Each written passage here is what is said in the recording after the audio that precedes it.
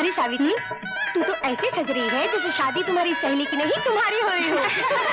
अरे इतना सच समझ कर जाओगी तो कोई पृथ्वीराज तुम्हें संयुक्ता समझकर उठा न ले जाए। फिक्र न कर, मैं वो संयुक्ता नहीं हूँ। अगर जरूरत पड़ी तो मैं खुद अपना पृथ्वीराज उठा लाऊंगी। हाँ चलो चलो जल्दी करो, बारात आने का वक्त हो गया, चलो जल्दी।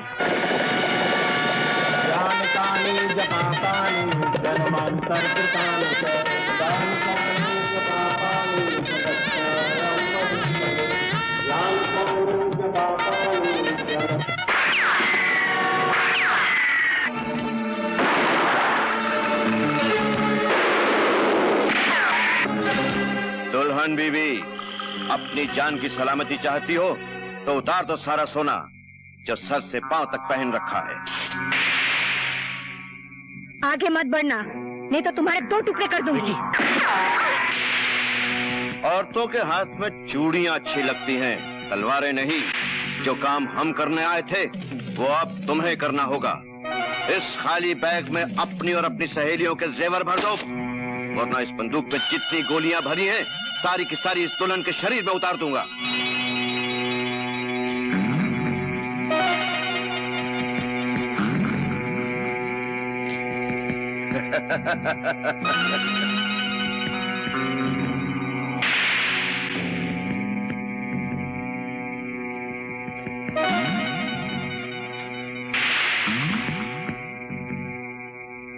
ये लो अपना पाप।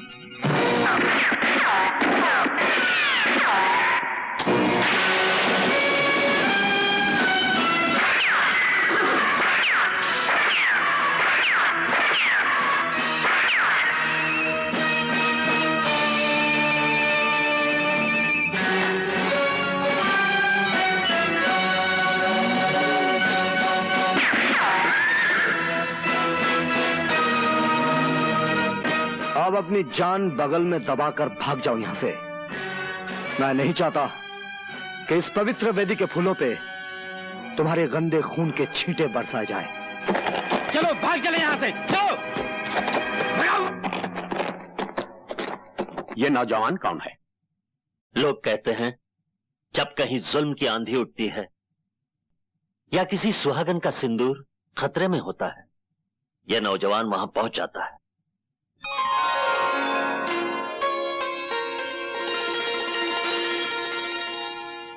ये लीजिए गहने, दुल्हन को पहना दीजिए। पंडित जी मंत्र पढ़िए। जो फेरे शुरू हो चुके हों वो कभी अधूरे रहने नहीं चाहिए।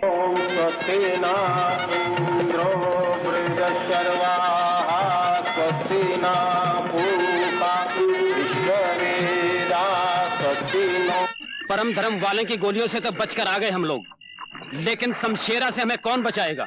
वो हमें जिंदा जला डालेगा। इसने ठीक ही कहा। शमशेरा की किताब में इससे बड़ा कोई जुर्म नहीं है और इस जुर्म की सजा है मौत, सिर्फ मौत। और मौत से बचने का एक ही रास्ता है और एक ही जगह है। वो कौन सी जगह है? वो है पुलिस की हवालात।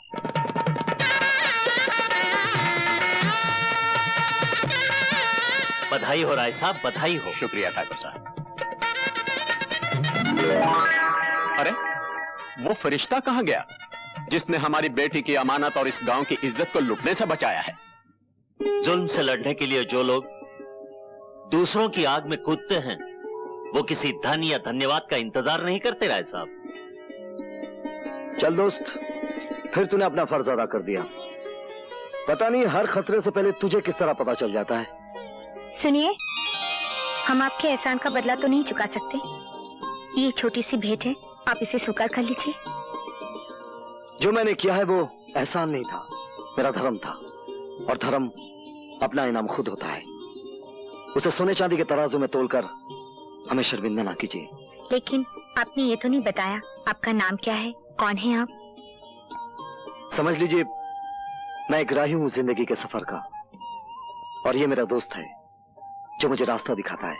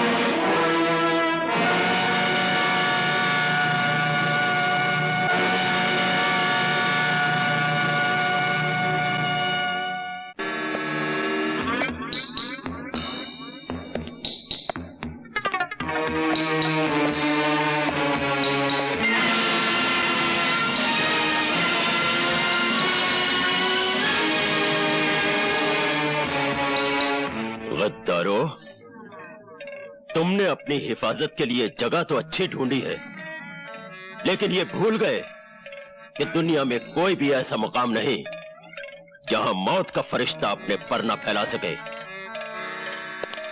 इस थाने की दीवारें तो ईंट और पत्थरों की बनी हुई है। मैं तो फौलाद की दीवारें चीरकर भी तुम तक आ जाता, ये बताने के लिए कि ये दुनिया ऐसा जंगल है जिसमें सिर्फ शेरों को जीने का हक है, तुम जैसे गीदड़ों को नहीं।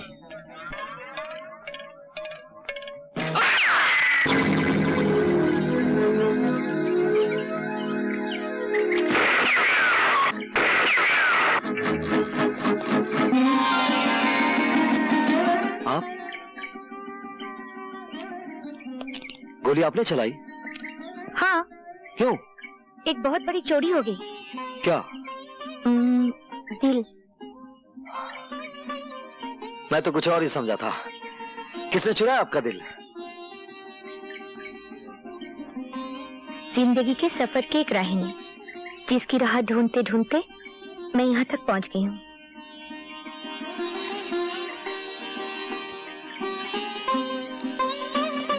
क्या देखा आपने उस राही में जो ढूंढते ढूंढते यहाँ तक आ गई?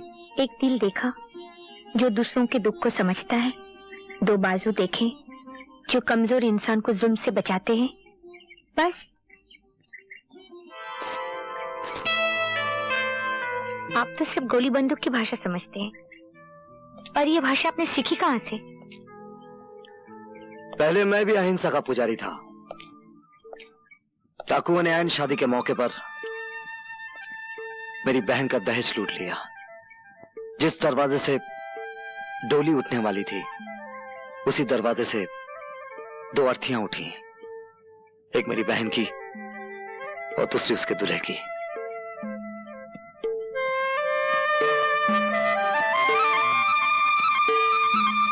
लेकिन तुम जिसका ख्वाब देख रही हो कभी पूरा नहीं हो सकता। हो सकता है। नाजुक धागे की जगह विश्वास की मजबूत डोर बंधी होनी चाहिए। आप सिर्फ एक बार डोर तो थामिए।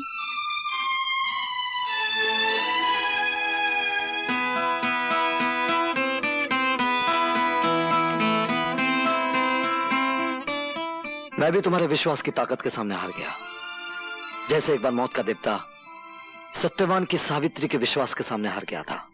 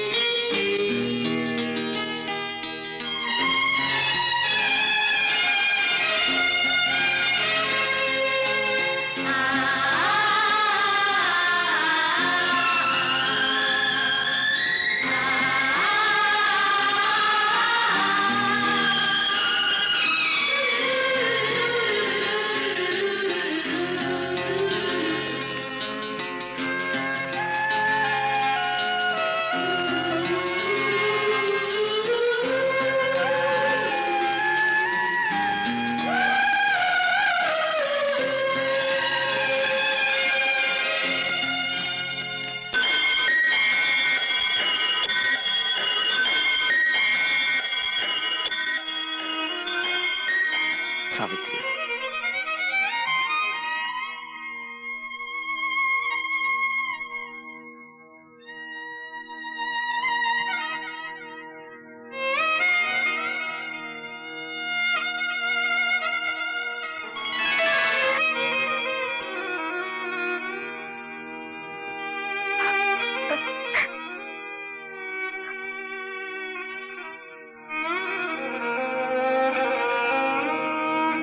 सावित्री, हम दोनों के बीच जो कुछ भी हुआ है वो दो शरीरों की मांग नहीं थी, दो आत्माओं का मिलन था। कमा हमारी शादी की गवाह है। मैं इसी वक्त तुम्हारे पिताजी के पास जाकर हमेशा के लिए उनसे तुम्हारा हाथ मांग लूंगा। तो मैं क्या समझूं, आपकी तरफ से शादी की बात पक्की हुई? क्या आपको मेरे वचन पे विश्वास नहीं? आपके वचन पे मुझे पूरा यकीन है, पर अपनी जिंदगी का भरोसा नहीं। उम्र को जब बुढ़ापे का दीमक लग जाता है तो इंसान को हर सांस आखिरी सांस मालूम होती है। मैं चाहता हूं आखिरी सांस लेने से पहले अपने हाथों से यह शुभ कार्य कर दूं। सावित्री को आपके घर पहुंचा दूं और खुद अपने घर चला जाऊं। जाने की इतनी जल्दी क्या है आपको? अभी तो आपको सावित्री के बेटे को गोद में खिलाना है। नाना के गोद में नहीं, दादी की गोद में खेलना है। मुंह मीठा कीजिए, आने वाली खुशियों की खुशी में।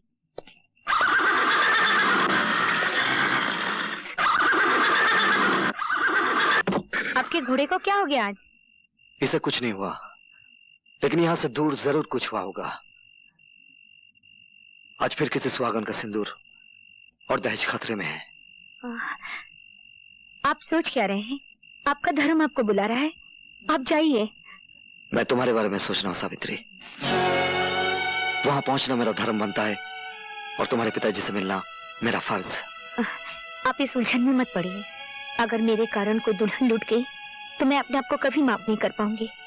मैं चाहती हूँ मेरा प्यार आपके हाथ की तलवार बने, पांव की बेड़ी नहीं। आप जाइए, मैं आपका इंतजार करूंगी।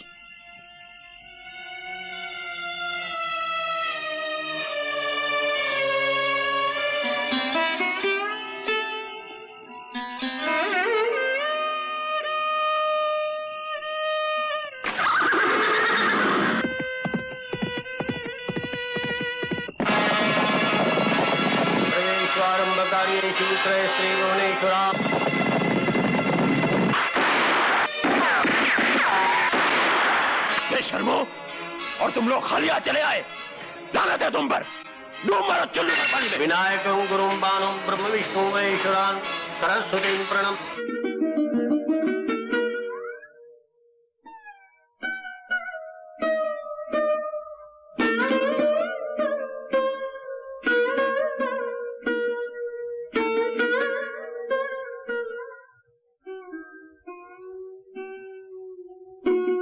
महीने बीत गए, उनका कुछ पता नहीं। मैं माँ बनने वाली हूँ।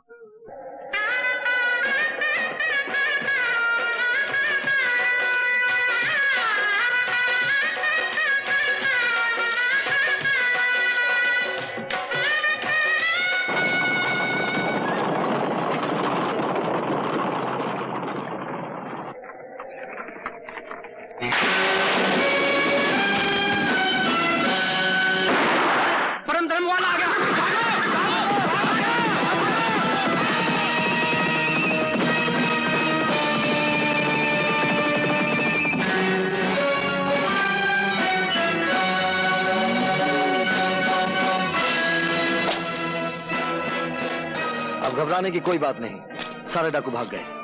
आप सफर जारी रखिए।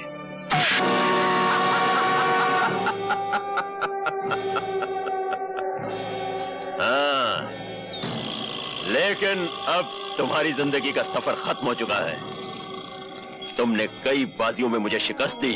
मैंने जिस तरफ हाथ बढ़ाया तुमने बीच में ही उसे काट दिया। लेकिन अब मैं तुम्हें काटूंगा, सर से पांव तक तुम्हारे इतने टुकड़े करूंगा कि गिनने वाला गिन नहीं सकेगा। अच्छा, तो ये सब झूठ था? बाकी सब झूठ था, लेकिन तुम्हारी मौत सच्ची है। 2 महीने से सोच रहा था कि ये परम धर्म वाला है कौन और इसे खत्म कैसे किया जाए, लेकिन बाद में समझ में आया कि एक झूठी बारात बनाई जाए जिसमें घोड़े पर बैठा हो दूल्हे की जगह यमराज और डोली में हो खूबसूरत सी तुम्हारी मौत।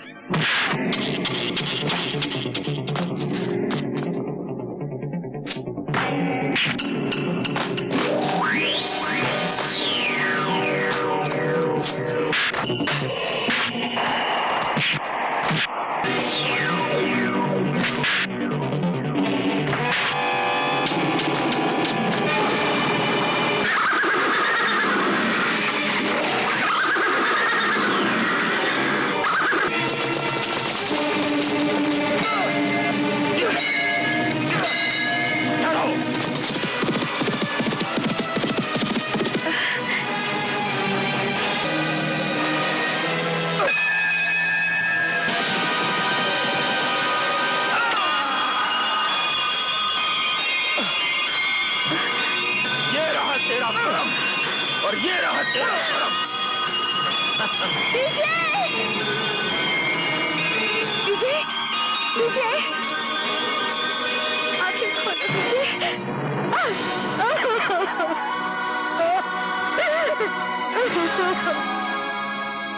विजय की अचानक और बेवक्त मौत ने सावित्री की जिंदगी को वीरानियों से भर दिया।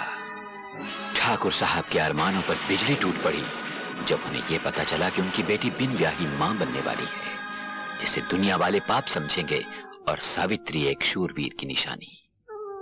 अपनी इकलौती बेटी का जीवन बचाने के लिए ठाकुर साहब ने एक झूठ का सहारा दिया और सावित्री से कहा कि उसने विजय के बच्चे को जन्म तो दिया, लेकिन बच्चा मरा हुआ था।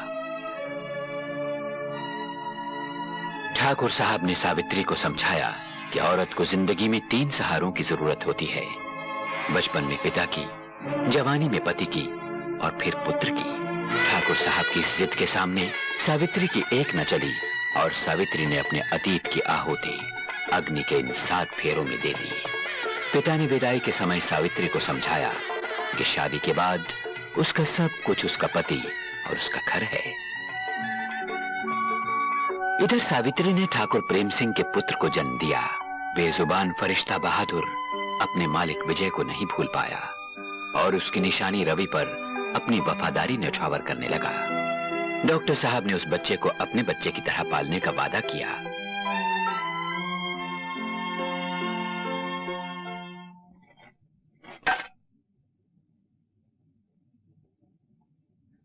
ये रुपए गरीबों में बांट दो। राजेश हमारी जिंदगी में इतनी खुशियां लाया है कि इसे हीरे और मोतियों में तोला जाए तो भी कम है। जाओ। चलो बेटा, केक काटे। लो। शाबाश।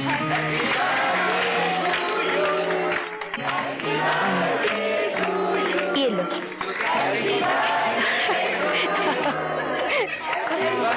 थोड़ा सा खा लो।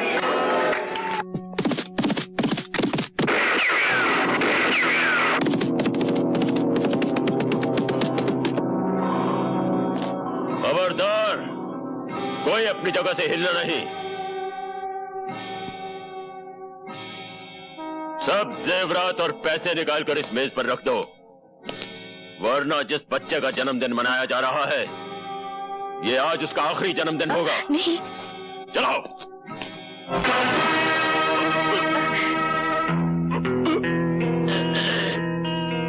खबरदार जो किसी ने बंदूक उठाने की कोशिश की।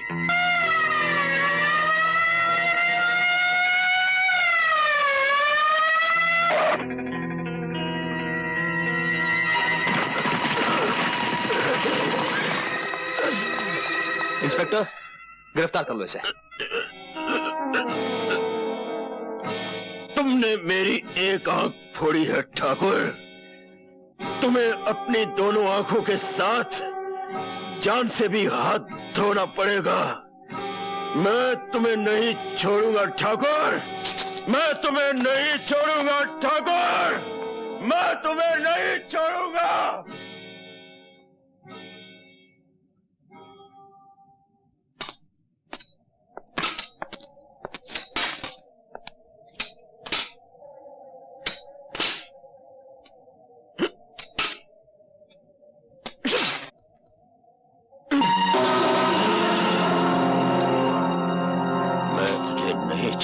ठाकुर, तूने मेरी एक आंख फोड़ी है, तुझे दोनों आंखों के साथ साथ जान से भी हाथ धोना पड़ेगा।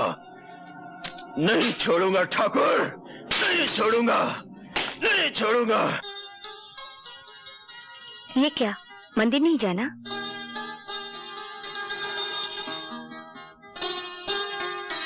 ऐसे क्या देख रहे हैं? सावित्री, हमारी शादी को 20 साल हो गए हैं, लेकिन आज के दिन तुम मुझे मंदिर ले जाना कभी नहीं भूलती। जिनकी वजह से मेरा ये सब कुछ है, उनको मैं कैसे भूल सकती हूँ? अब देर ना करें, चलिए। चलो।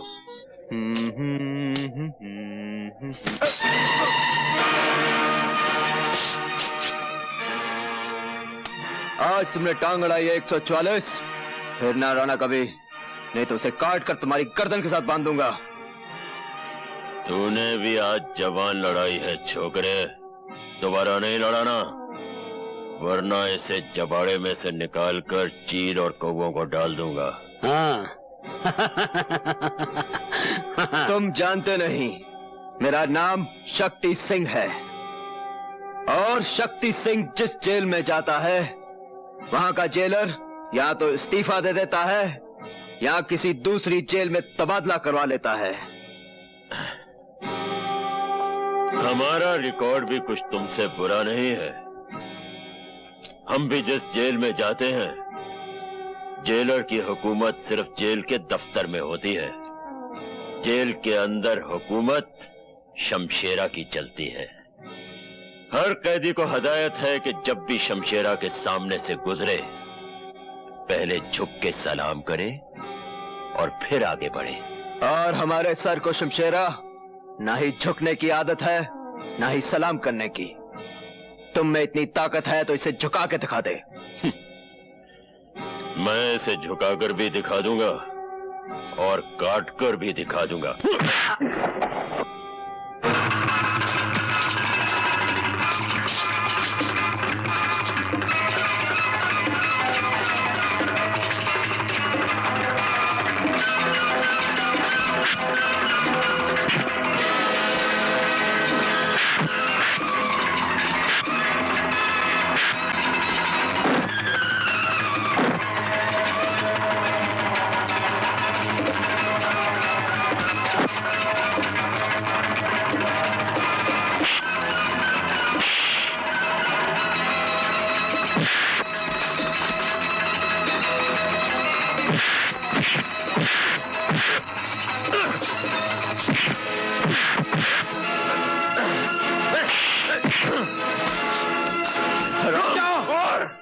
शमशेरा, शमशेरा, तुम 7 साल के लिए जेल में आए थे, लेकिन इन्हीं खूनी उबालों की वजह से तुम्हारी सजा 7 साल से बढ़कर 14 साल हो गई, और फिर 14 साल से 21 साल। कल तुम्हारी रिहाई का दिन है, कहीं ऐसा ना हो कि रिहाई का मुंह देखने के लिए फिर तुम्हें बरसों लग जाए। शमशेरा ने पहली बार अकल की बात सुन भी ली और मान भी ली। नौजवान जाओ, तुम्हारी किस्मत अच्छी है।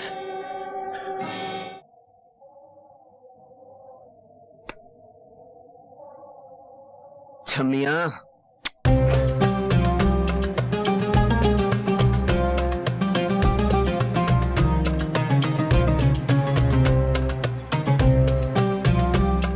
मालूम होता है किसी रईस बाप का बेटा है।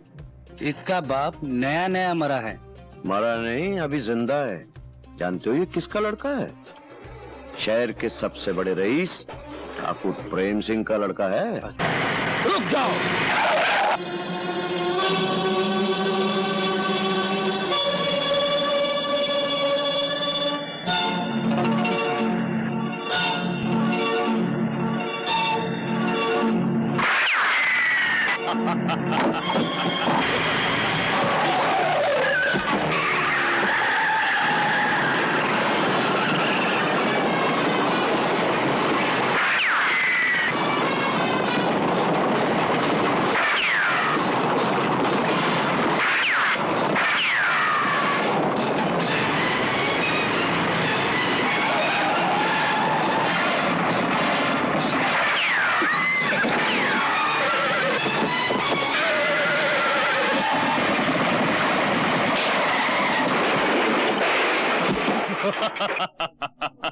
ले चलो।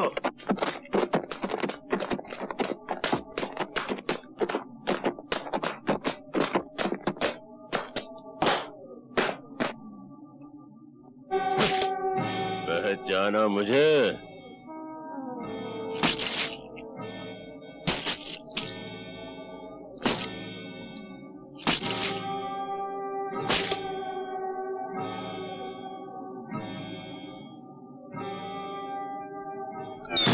अपनी मौत को सामने देखकर भी नहीं पहचानते?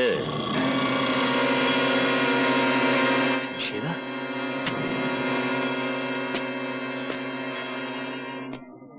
मैंने तुम्हारा दिया हुआ यह जख्म अपने सर आंखों पर रखा है। बरसों जेल में पत्थर तोड़े हैं ताकि जिस दिन तुमसे मुलाकात हो तुम्हारा हिसाब चुकता कर सकूं। आज वो दिन आ गया है ठाकुर। इसे पहचानते हो?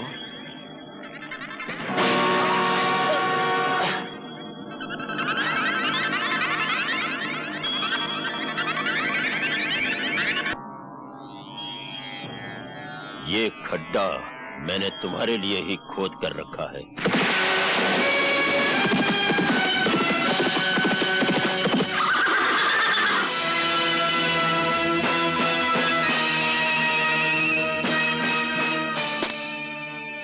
जो दूसरों के लिए खड्डा खोदता है वो खुद उसी में आकर गिरता है। जिन बच्चों के अभी दूध के दांत भी न टूटे हों, उन्हें इस तरह उछलकर मर्दों की तरह बात नहीं करनी चाहिए। मर्द तो मैं हूं, वो भी असली, और बेटा भी मर्द का। कहो तो मर्दानगी के 2-4 नमूने पेश करूं? ठहरो।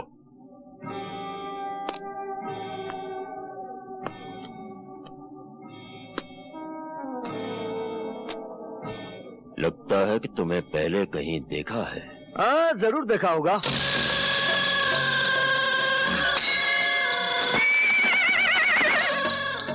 लो, बहादुर भी हाँ कह रहा है।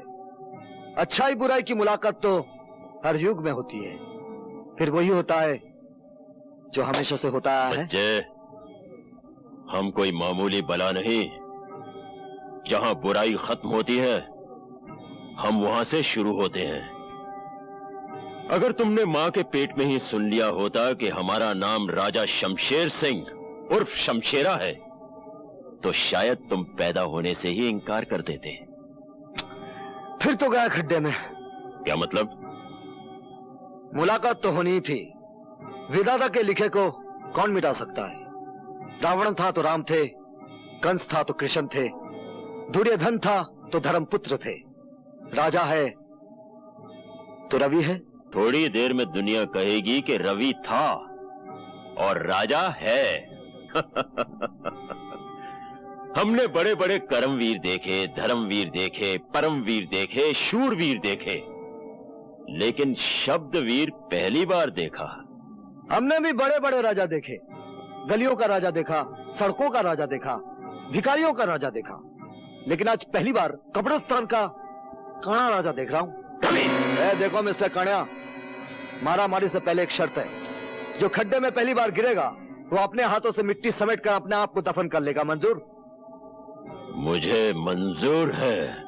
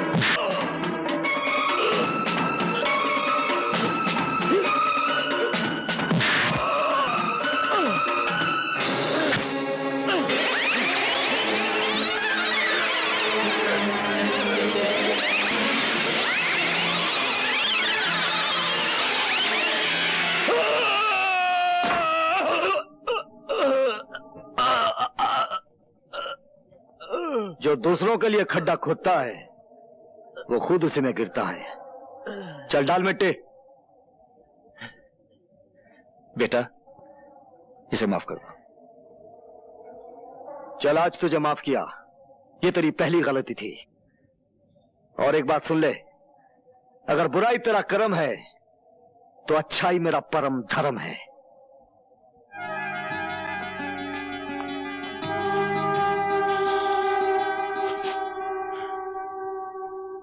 हाय राम, ये क्या हो गया आपको? कैसे हुआ ये सब? जिंदा पहुंच गया तुम्हारे पास। भगवान का शुक्र करो सावित्री। शमशेरा तो आ ही गया था आज, अपनी आंख का मेरी जान से बदला चुकाने। मुझे मारने से पहले एक नौजवान कहीं से आ गया और उसने तुम्हारी मांग का सिंदूर मिटने से बचा लिया। कहाँ है वो नौजवान? आप उसे साथ नहीं लाए? वही तो यहाँ लेके आया है मुझे। बाहर खड़ा है वो।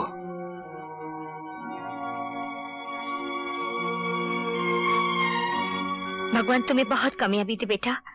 मैं तुम्हारी झोली सोने चांदी से भर दूंगी। तुमने मुझ पर इतना बड़ा उपकार किया है कि... जो मैंने किया है वो उपकार नहीं था, वो मेरा धर्म था। और धर्म अपना इनाम खुद होता है। उसे सोने चांदी के तराजू में तोलकर मुझे शर्मिंदा ना कीजिए।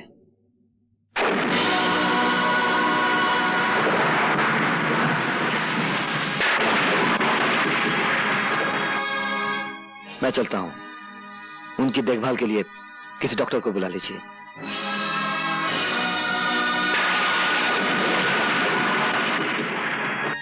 डॉक्टर साहब का बहुत खतरनाक एक्सीडेंट हुआ है, आप उनसे नहीं मिल सकती। मेरा मिलना उनसे बहुत जरूरी है। लेकिन आप समझते क्यों नहीं? उनकी जिंदगी और मौत का सवाल है। मेरी भी जिंदगी और मौत का सवाल है। सुनिए सुनिए। डॉक्टर साहब, मुझे मालूम है इस वक्त आपको परेशान नहीं करना चाहिए, पर मेरे लिए जानना बहुत जरूरी है। रवि क्या आपका बेटा है? तुम्हें कुछ शक है सावित्री? जी हाँ, मुझे पूरा यकीन है रवि आपका बेटा नहीं है। सच क्या है डॉक्टर साहब? बोलिए, सच क्या है? ये सच है सावित्री, रवि तुम्हारा ही बेटा है।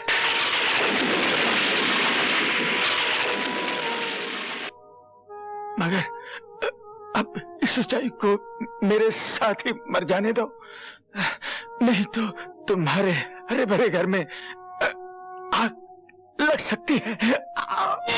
डॉक्टर साहब, डॉक्टर साहब, डॉक्टर साहब।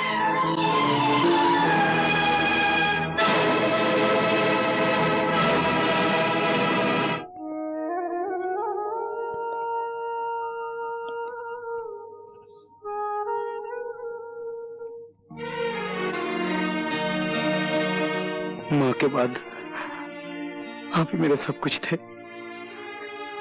हम मुझे छोड़कर चले गए। मैं अनाथ हो गया पिताजी, मैं अनाथ हो गया।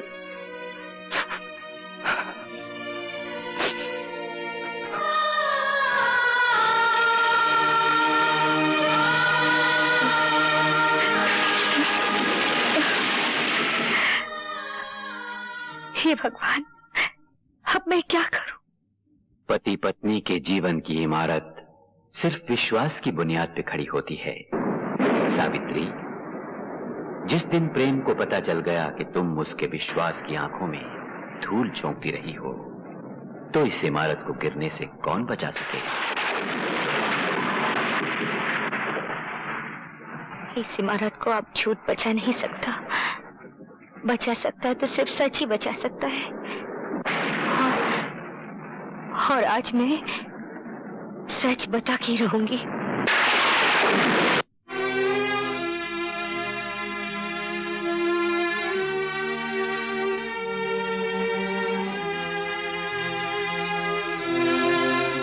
क्या बात है सावित्री?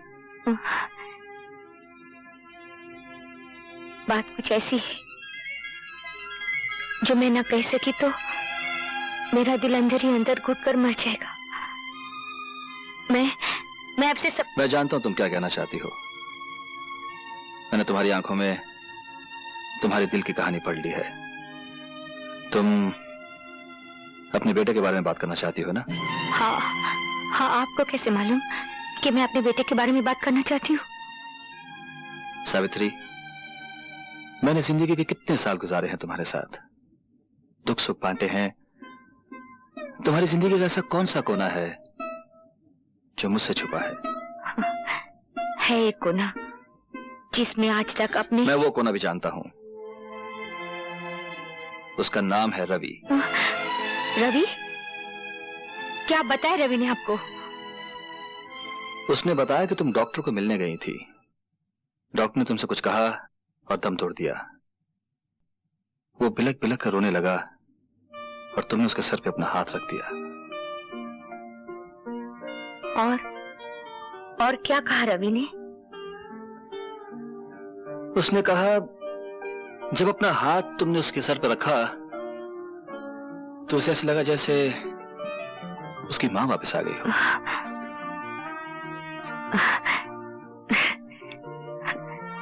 बेचारा, उसने माँ को जाना ही नहीं, फिर भी माँ से कितना प्यार करता है। डॉक्टर साहब के चले जाने के बाद वो अकेला हो गया है। मैंने उसे कहा वो हमारे घर आ जाए। मुझे विश्वास है तुम उसे माँ का प्यार दोगी। मैं उसे घर ले आऊं? हाँ, घर?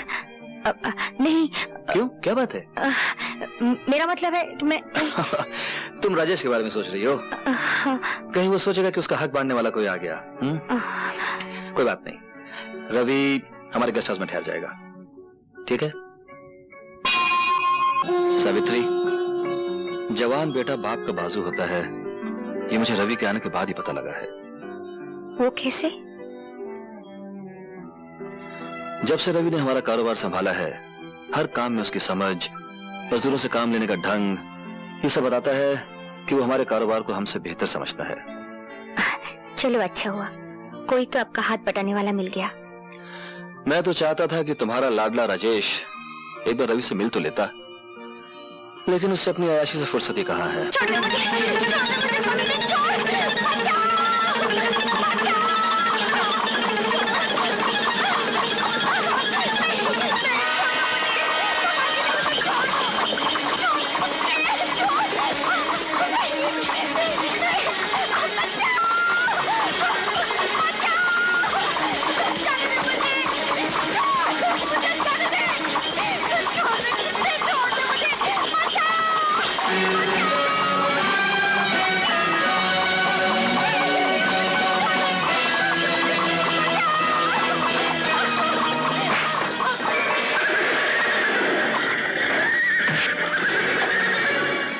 कौन हो तुम जो मेरे और मेरे शिकार के बीच में आके खड़े हो गए हो?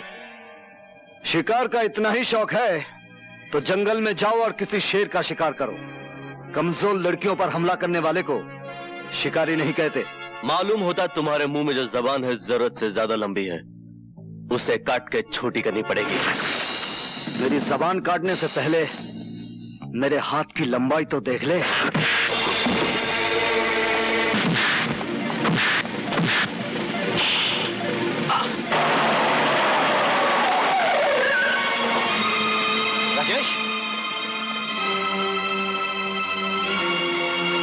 राजेश, ये क्या हो रहा है? बेटी, यही हो रवि है, उस दिन जिसने शमशेरा से तेरे पिता की जान बचाई, और अब हमारे कारोबार में इनका हाथ बटा रहा है। तो यूं कहो माँ कि ये हमारा नया नौकर है, जो हमारे टुकड़ों पर पलकर अपनी औकात भूल रहा।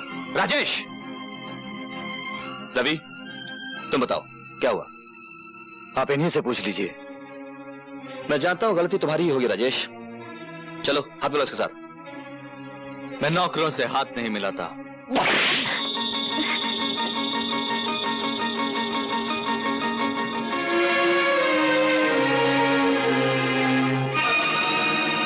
ये क्या किया आपने? जवान बेटे पर हाथ उठाया? हाँ।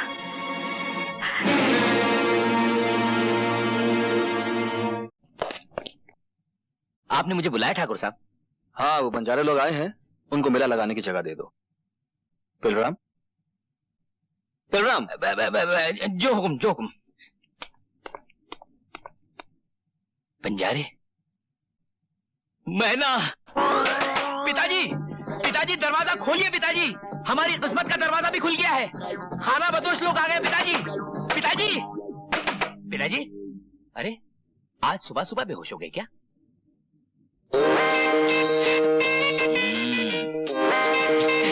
पिताजी, पेलो, होश से काम लो, जोश से नहीं। सवेरे सवेरे तुमने सारे घर की छत सर पे उठा रखी है। तुम अच्छी तरह जानते हो कि तुम्हारे दादाजी को अखबार पढ़ते वक्त शोर बिल्कुल पसंद नहीं। ये सुबह सुबह शोर कैसा है झेलू?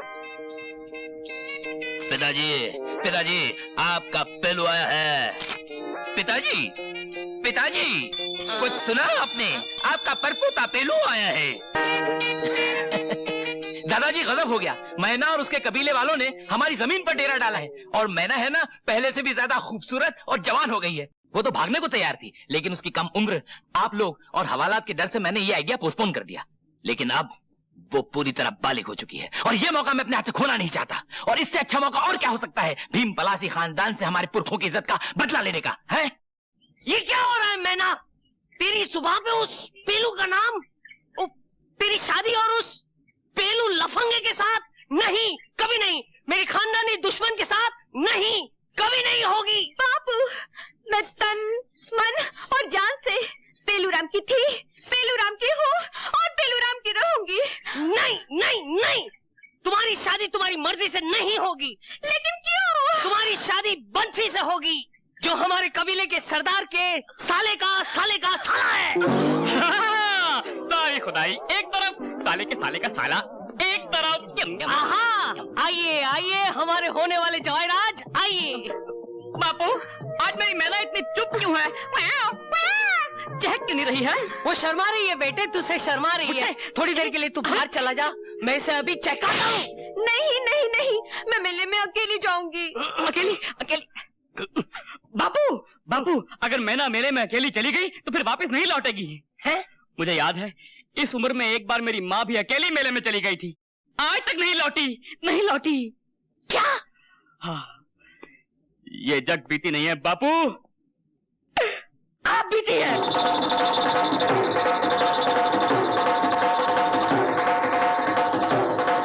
आओ आओ गुलफाम, आओ मेहरबान शहनशाह जहान, मेरे रुस्तमे जमाल, आओ और आके मुझसे पंजा लड़ाओ और अपनी मर्दानगी आजमाओ। तमाशबीनो, तुम्हें सिर्फ गुल बदन की कलाई मोड़नी है। इस मुकाबले का कुछ इनाम भी है क्यों नहीं? अगर हारोगे तो जितना माल तुम्हारी जेब में सब बिजली का, और अगर जीतोगे तो जितना माल मेरी जेब में सब तुम्हारा। फिर तो हम देखेंगे कि तुम्हारी जेब में कितना माल है।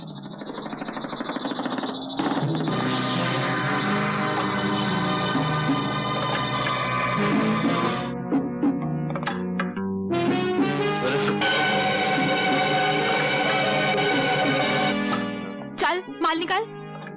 अरे मेरा बटुआ कहाँ गया? अरे घर से बटुआ लाया भी था या फोकट में ही तमाशबीनी करने चलाया था? अरे देखो लोगों, ये खेल इसी कलाई का नहीं, हाथ सफाई का है। अबे ए जग्गा, जरा दिखाना इस मर्दुए को अपने हाथ की सफाई। अबे चल, अबे मुंह से ऐसी बात आ रही जैसे शराब का पूरा पीपा उधेड़ दिया अंदर। अरे ओ शराबी, क्यों दूसरों का बिजनेस खराब करता है? चल चल यहाँ से, चल। अरे छोड़ो मुझे यार। है कोई और कोई है कलाई मोड़ने वाला? ओ बिजली भाई, हम आ गए तुम्हारे बाजार में अपनी मर्दानगी आजमाने। देखना है कितना जोर है तुम्हारी कलाई में।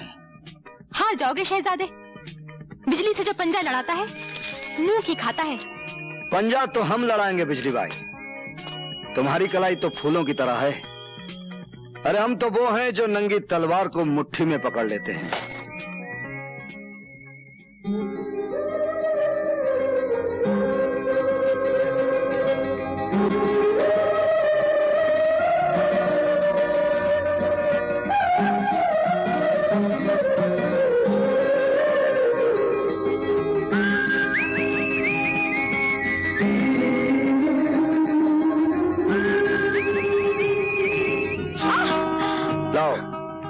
अपनी जेब का माल निकालो। हिम्मत है तो खुद निकाल लो। हिम्मत तो बहुत है बिजली भाई, लेकिन हम औरत की मजबूरी का फायदा नहीं उठाते। जो माल तुम्हारे पास है वो औरत का गहना है, उसे इस तरह भरे मेले में नुमाइश ना किया करो।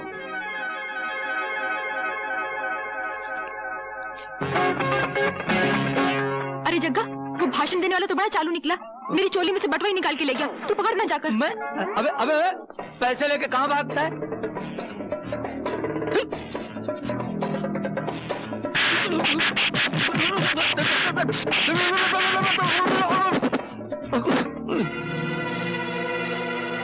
मुझे पिंजरे में मत बंद करो बापू। नहीं, बस तू इस पिंजरे में बंद रहेगी, तू मेले में नहीं जाएगी। मैं ये नहीं चाहता कि लोग ये कहें कि जिस तरह बंसी की माँ मेले से भाग गई थी वैसे ही उसकी होने वाली बीवी भी मेले से भाग गई। ये चाबी अब उसी वक्त बाहर निकलेगी जिस दिन तेरी डोली इस घर से निकलेगी, समझी? बाबू मैं मेले में जाऊंगी, मुझे मेले में जाना है बाबू। बाबू मैना, मैना, कौन है? कौन है? मैना और तोते का खेल देखो। दिल्ली का कुतुब मीनार देखो। बंबई का गेटवे ऑफ इंडिया देखो। कलकत्ते का हावड़ा ब्रिज देखो। सब देखा हुआ है, ये सब देखा हुआ मैंने। तो फिर पेरिस की गोरी मैम देखो। गोरी मैम? हाँ। क्या करती है? क्या करती है? खुद ही देख लो। दिखाओ दिखाओ दिखाओ। मदद करो, मदद करो, जल्दी मदद करो। मदद। गोरी मैम का स्पेशल रेट है 10 रुपया। 10 रुपया? दिखाओ, पहले दिखाओ। हाँ, तुम तैयार हो? हाँ, जल्दी उतारो, जल्दी उतारो। साहब बड़े बेचैन है, देखो साहब। उतार दे।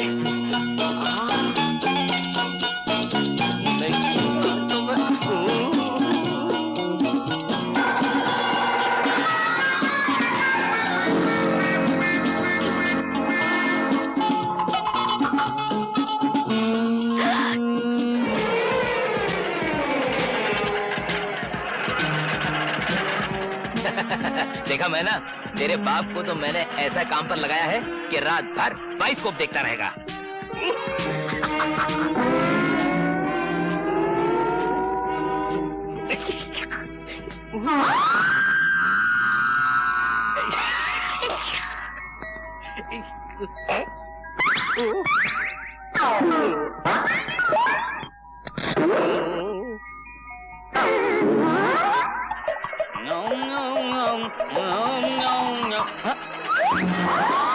चल चढ़ जा। अरे ओ घोड़े पर? हाँ, और कहा। चल, बहुत मजा आएगा। अरे ये तो मैना है, मगर साथ में कौन है? पेलू राम तो नहीं हो सकता। मेरी मैना को तो भीम पलासी ने कमरे के अंदर बंद किया था और बाहर से ताला लगाया था। लकड़े की काठी, काठी पे घोड़ा, घोड़े की क्या? हाँ, दुम पे जो मारा हथौड़ा। कदम कदम पर घर वालों ने निगहबानी की, फिर भी ताला तोड़कर मैना उड़ गई। खैर हो इस जवानी की। तो फिर तू कौन है? मैं हूँ तेरा जीजा पेलूराम, वल्द छेलूराम, वल्द ठेलूराम, वल्द खेलूराम। अब ये मैना मेरे लिए। और ये लाल मिर्च। देखता हूँ तुझे, अभी बुलाता हूँ भीम पलासी को, फिर बताऊंगा कि तू मेरा जीजा या मैं तेरा जीजा हूँ।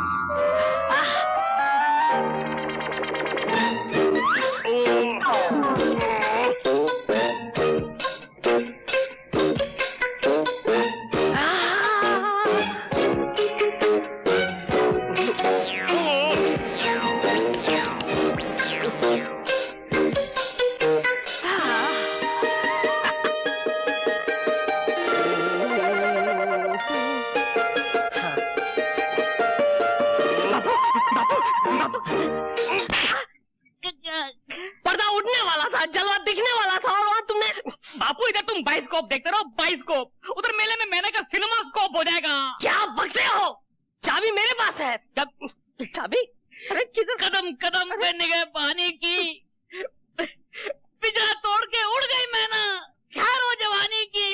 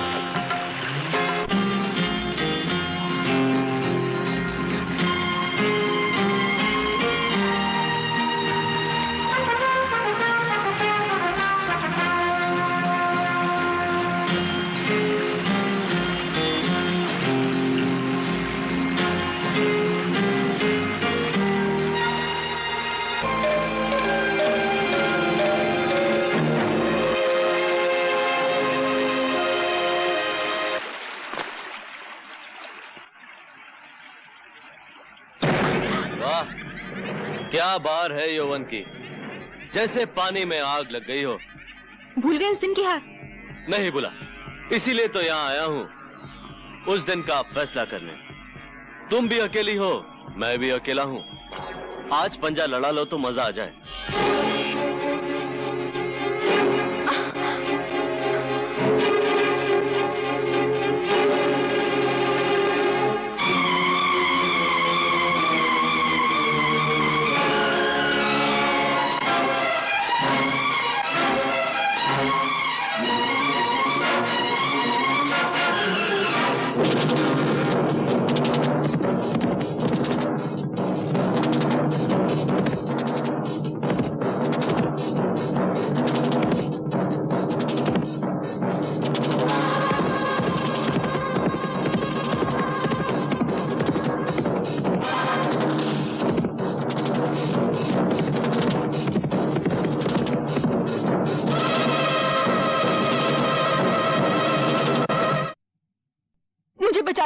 मुझे बचा लो।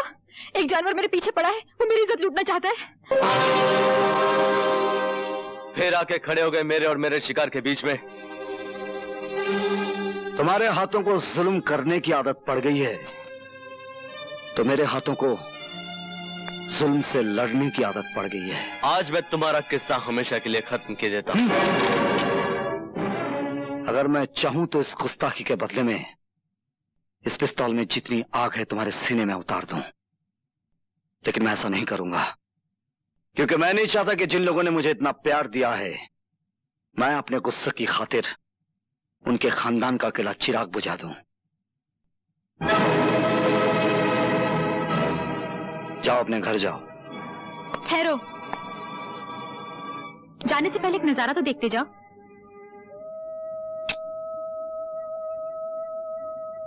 ये वो चीज है जिसके लिए तुम हमेशा तड़पोगे, लेकिन कभी पा नहीं सकोगे। मैं क्या कर सकता हूं ये तुम्हें मालूम नहीं, खाना बादोश।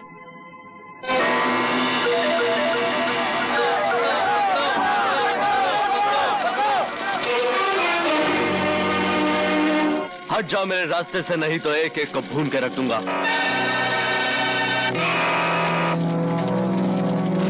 इसको रस्सी से बांध कर इसी की लगाई आग में डाल दो। सुनो मुझे,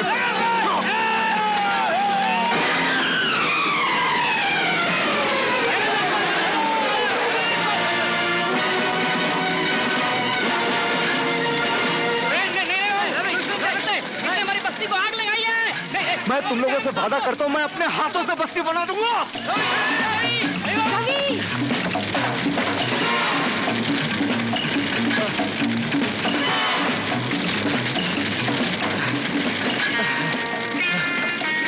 जा, तुम निकल जा।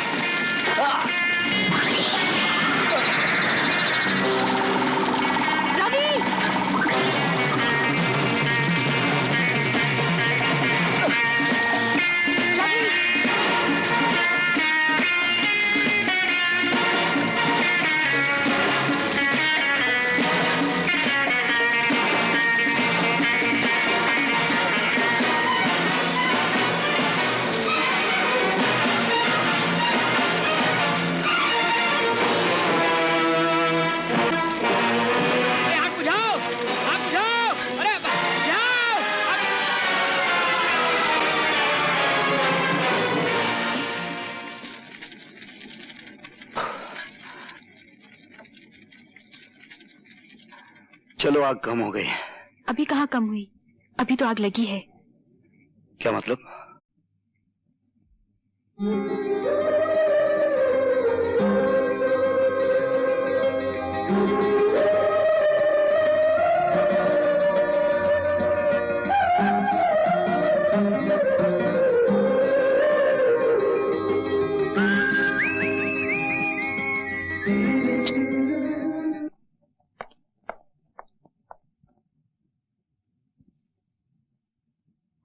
क्या कर रहे हो राजेश? तुम्हारा हार देख रहा हूं माँ, बहुत खूबसूरत है। ये हमारे खानदान का 9 लाख हार है। पहले इसे मेरी सास ने पहना, अब मैंने पहन रखा हुआ है, आगे चलकर हमारी बहू पहनेगी। ये क्या कर रहे हो राजेश? इसे लेकर कहाँ चल रही है? तुम्हारी बहू के गले में डालने के लिए। तुम इतने गिर गए हो कि आज तुम्हारा हाथ माँ की गर्दन तक पहुंच गया। जो आदमी नजरों से गिरा दिया गया हो, उसे क्या मालूम उसके हाथ क्या कर रहे हैं और पांव कहां जा रहे हैं। राजेश सुनो। शक्ति सिंह, जेल से कब छूटे? मैं जेल से छूटा नहीं, जेल तोड़ कर आया हूं। जितने दिन मैं वहां रहा, तुम्हारी तस्वीर को गले लगाता रहा, उसे चूमता रहा, लेकिन अब दिल बहलाने के लिए तुम्हारी तस्वीर काफी नहीं। मुझे अपनी बाहों में तुम्हारा रेशमी जिस्म चाहिए, तुम्हारा जालिम हुस्न चाहिए, तुम्हारी काफिर जवानी चाहिए। तुम अच्छी तरह से जानते हो मैं नाचती गाती जरूर हूँ, लेकिन अपने जिस्म का सौदा कभी नहीं करती। सौदा नहीं करती तो ना सही, खैरात ही दे दो। मैं भूखा जरूर आया हूँ यहाँ, लेकिन भूखा जाऊंगा नहीं। छोड़ दे मुझे। छोड़ दे। बहुत हो गया तुम्हारी बदतमीजी का तमाशा। मैं बर्दाश्त नहीं कर सकता कि किसी मर्द का हाथ एक कमजोर औरत पर उठे, चाहे वो औरत बेश्या ही क्यों ना हो। सुन लो दोस्त, तुम वैश्य के जीने पर तो चढ़कर खुद आए थे, लेकिन जाओगे 4 कंधों पर सवार होकर।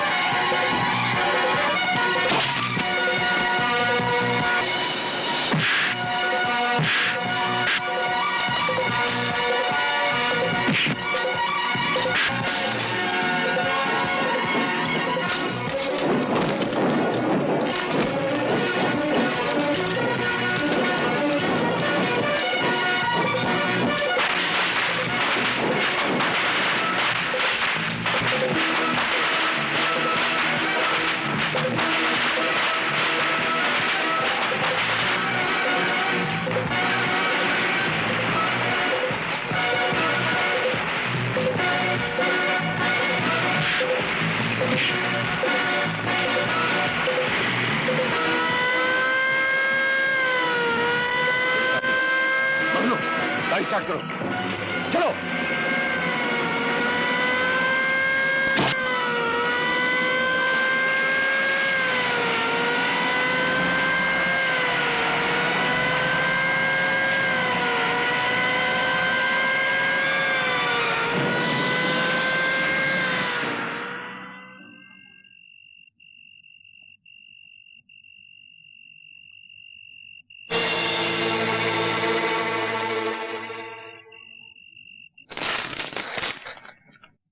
शमशेरा तुम? हाँ, उस दिन जेल में जो हमारा तुम्हारा मुकदमा शुरू हुआ था, मैं चाहता हूं कि आज उसका फैसला हो जाए। तुम्हारे सामने बंदूकें भी पड़ी हैं और तलवारें भी, जो चाहे हथियार उठा सकते हो। नहीं शमशेरा नहीं, तुमने अभी अभी मेरी जान बचाई है पुलिस से। मैं सब कुछ कर सकता हूं, तुम पर हाथ नहीं उठा सकता। हाथ उठा नहीं सकते, बढ़ा तो सकते हो। हमें तो तुम्हारी दुश्मनी भी अच्छी लगती थी और अब दोस्ती भी अच्छी लगती है। फिर एक बात बताओ दोस्त, मैं तो उस मोहल्ले में अपनी जान से मिलने गया था, तुम वहां क्या कर रहे थे? मैं अपने एक दुश्मन का पीछा कर रहा था जो उसी कोठे पर गया था। ओह, इससे तो यही जाहिर होता है कि हम दोनों का एक ही दुश्मन है। दुश्मन ने हमारी दोस्ती की जंजीर में एक कड़ी और जोड़ दी है। दुश्मनी वो आग है जिसमें दोस्ती का लोहा तपकर फौलाद बनता है। इसी बात पर एक बार फिर से मिलाओ हाथ।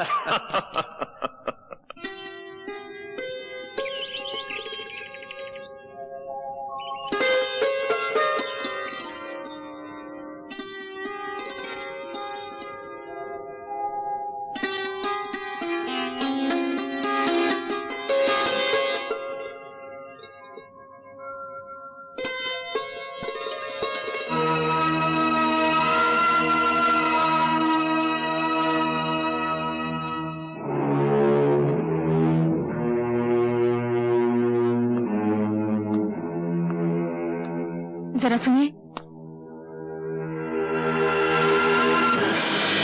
अपनी अमानत तो लेते जाइए।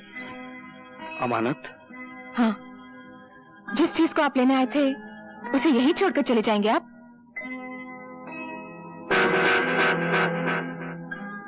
ये हार जो आप वापस कर रही हैं, इसकी कीमत जानती हैं आप? जानती हूँ, लेकिन इस हार की कीमत आपकी मुलाकात से बहुत कम है। कल रात जब मैंने आपको मुझ जैसी तवाइफ को बचाने के लिए लड़ते हुए देखा तो पता चला कि शैतानों की दुनिया में आप जैसे इंसान भी बसते हैं।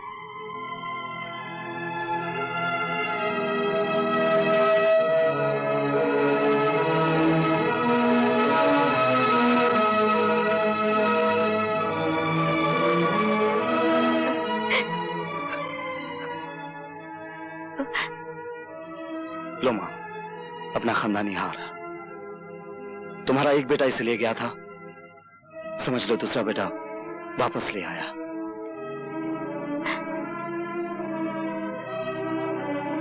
हार तो तुम ले आए हो, लेकिन इस खानदान की इज्जत कब वापस आएगी?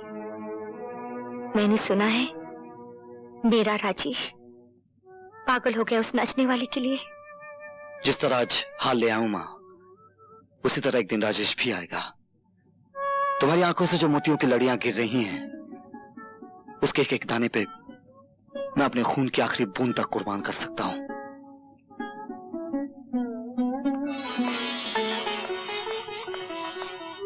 भगवान, आज मैं जिंदगी में पहली बार तुम्हारी मंदिर की सीढ़ियां चढ़कर आई हूं। ये कहने आई हूं कि ना तो मुझे तुम्हारी ये दुनिया चाहिए, ना वो, न आसमान पे बिखरे हुए तारे चाहिए और न जमीन के नीचे दबे हुए खजाने। चाहिए तो बस यही चाहिए, मुझे उस बाजार से उठा लो जिसे आज तक मैं अपनी मां की गोद समझती आई हूं, और मेरे सर पर वो आंचल डाल दो जो एक कोठे वाली को घर वाली बना सकता है।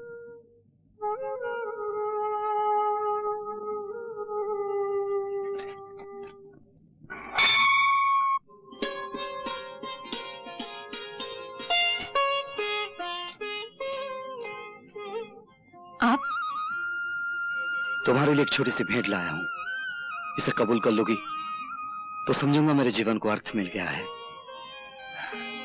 जीवन का अर्थ ही तो ढूंढने आई थी आज मैं मंदिर में। मुझे नहीं मालूम था कि देने वाले के हाथ इतने बड़े हैं कि भीख मांगने वालों की झोलियां छोटी पड़ जाती हैं। इसे घर जाकर खोलना। समझ लो मैं जो लाया हूं वो एक सपना है, पूर्णिमा की पिघलती हुई चांदनी का बना हुआ।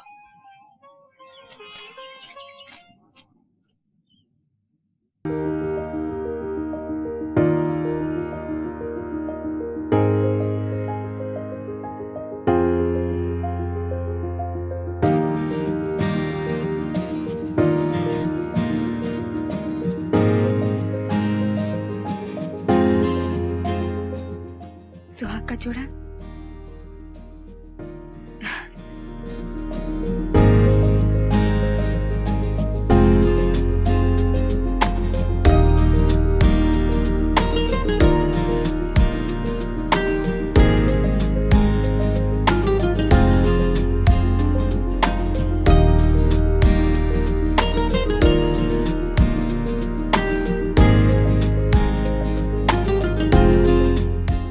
ये आज मुझे क्या हो गया है? लगता है जो मोहब्बत हमेशा बेगानों की तरह इस दरवाजे के बाहर खड़ी रहती थी, आज दरवाजे के अंदर आ गई।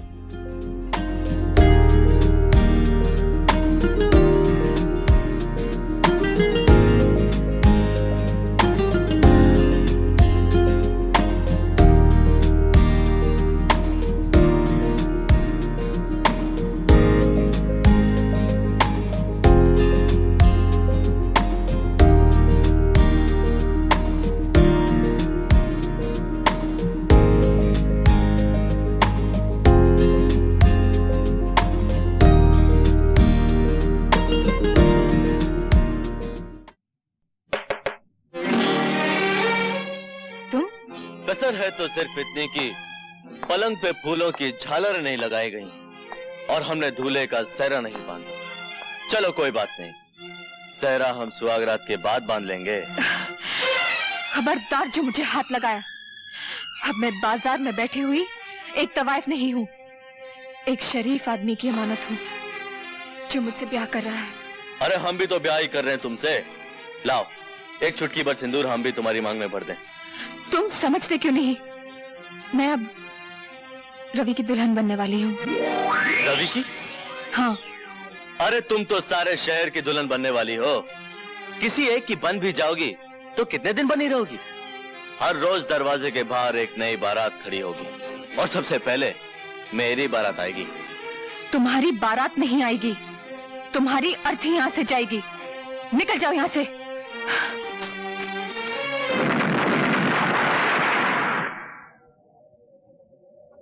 शाबाश, आज रवि की जिंदगी का आखिरी दिन है। उसकी जीप यहां से गुजरेगी तो धमाके में उसकी जान और मेरा इंतकाम दोनों खत्म हो जाएंगे।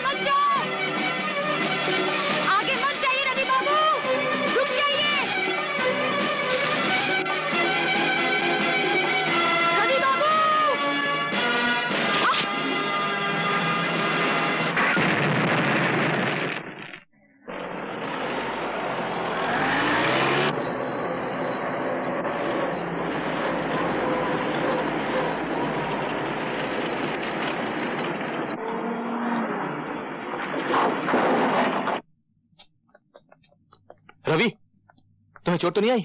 जिन्हें मैं वक्त पे कूद गया था, लेकिन जीप बिल्कुल खत्म हो गई। अरे तुम्हारी जान जीप से कहीं ज्यादा कीमती है। लेकिन ये हरकत की किसने? आपके लाडले बेटे राजेश ने। वो देखिए भाग रहा है।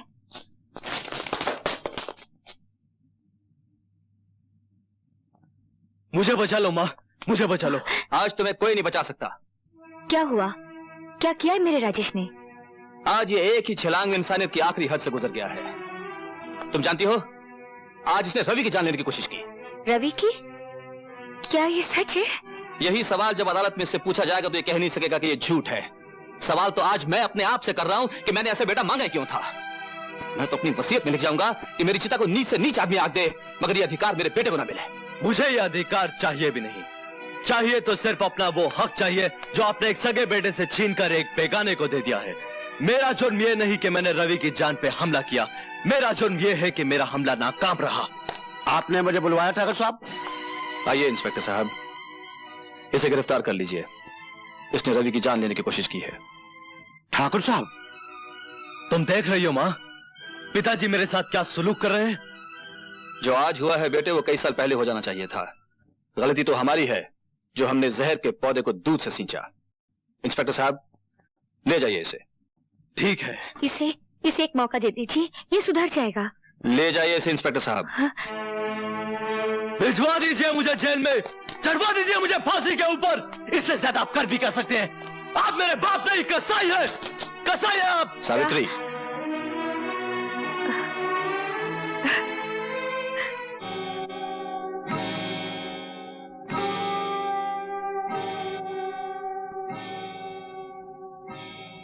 क्या खबर लाए मंगलू? सरदार, प्रेम सिंह के बेटे राजेश ने रवि को मारने की कोशिश की, इसलिए प्रेम सिंह ने राजेश को पुलिस के हवाले कर दिया। यह तो हमारे लिए बहुत बड़ी खुशखबरी है।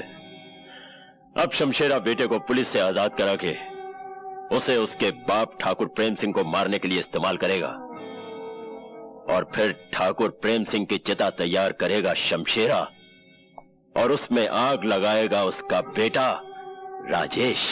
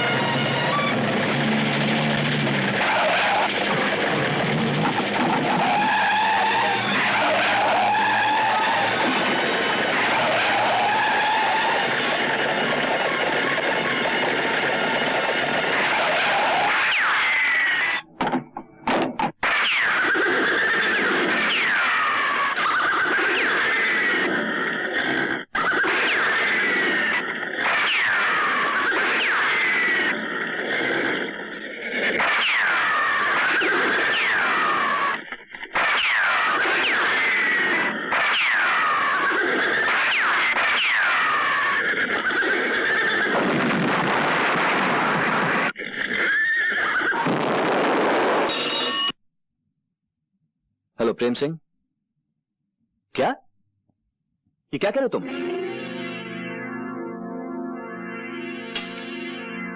क्या हुआ? शमशेरा और उसके आदमी राजेश को उठा के ले गए हैं। नौजवान, तुम्हारे दिल में यह सवाल उठ रहा होगा कि मैंने तुम्हें क्यों बचाया है। जवाब सुनने के लिए मैं सर से पांव तक कान बन गया हूं। मेरा एक रिश्ता तुम्हारे बाप से है और दूसरा तुमसे। तुम्हारे बाप से मेरी पुरानी दुश्मनी है और तुम्हारी कहानी उस दुश्मनी से भी बहुत ज्यादा पुरानी है। डैडी से आपकी दुश्मनी क्यों है मैं जानता हूं, नहीं जानता तो दूसरी कहानी नहीं जानता। 20 साल पहले मेरा इकलौता बेटा मर गया था। तुम्हें सामने देखा तो मुझे लगा जैसे मेरा बेटा ही वापस आ गया हो। अगर आज वो जिंदा होता तो तुम्हारी ही उम्र का होता। उसके खून में भी जवानी की आग भड़क रही होती, आंखों से शोले लपक रहे होते, मेरे दुश्मनों को जलाकर राख कर देने के लिए।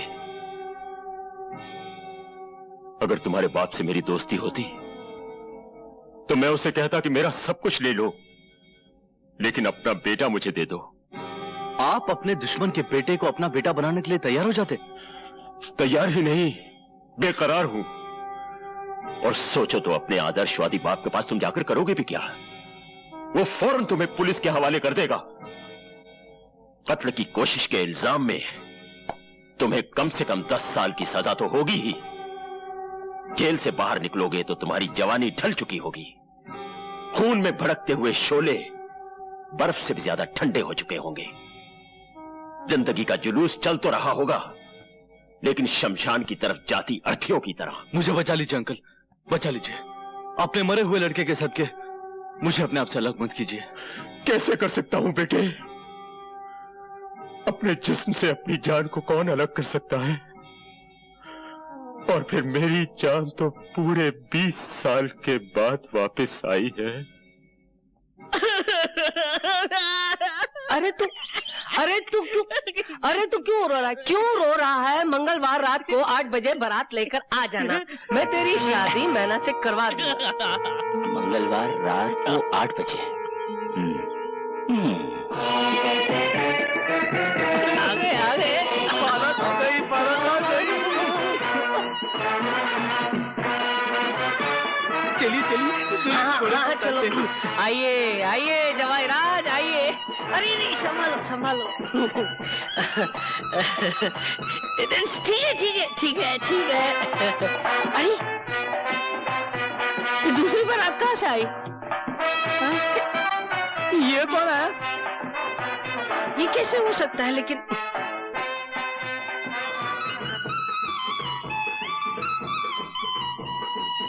अरे सरकार, हीर 1 रांझे 2, लड़की 1 और बाराते 2। ये क्या हो रहा है? दोनों दूल्हे अपने चेहरे दिखाओ। हाँ अब तुम दिखाओ। पेलू, तुम्हें इस हरकत के लिए बहुत बड़ी सजा मिलेगी, जो मजनू को मिली थी। मारो इसे।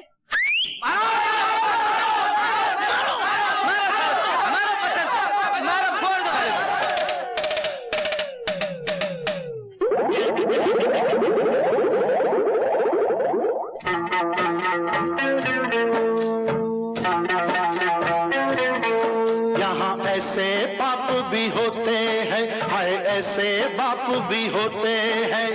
बेटियां बेची जाती हैं, यहाँ बेटियां बेची जाती हैं। इस देश में गंगा बहती है।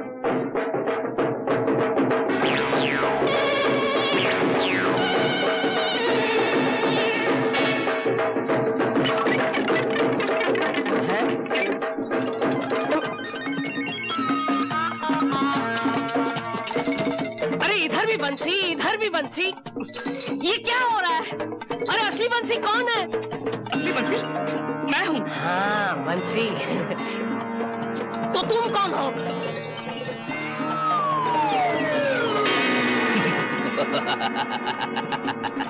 पेलू,